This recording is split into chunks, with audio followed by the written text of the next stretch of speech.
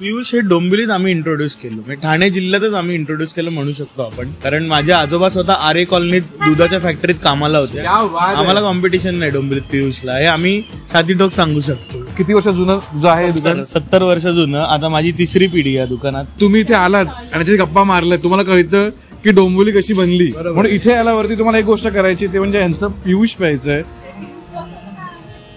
हे प्रॉपर पियुष, एकदम प्रॉपर. सारांचं म्हणणं पियुष म्हणजे काय नाही, पियुष म्हणजे फक्त श्रीखंडाला वितळवलेलं असतं. हे कसं आहे, लोकांना वाटतं ते श्रीखंड वितळवलेलं आहे, पण ते तसं नाहीये. आम्ही स्वतः दही लावतो, दूध आमच्या स्वतःच्या डेअरीतनं येतं, त्याला फॅट जास्ती असतं. आणि लस्सी सारखं एक हे बनवून त्यात आमचा एक फिक्स मसाला आहे. जायफळ असतं त्याच्यात, वेलची पावडर असते, ओरिजिनल केशर असतं. या पियुषला बिनविरोध गोल्डन थम्सअप आहे. आणि एक गोष्ट आहे जी गोल्डन थम्सअपच्या लेवलला आहे, ती म्हणजे यांची मँगो मैसूर पाक. म्हणजे तुम्ही जर आलात पाडव्याला तर तुम्ही हे प्यायल्यानंतर मला वाटतं तुम्ही ह्या गोष्टी पार्सल करून आपल्या फॅमिलीला दिली पाहिजे. घरचा आशीर्वाद देतील, आशीर्वाद तुम्हाला.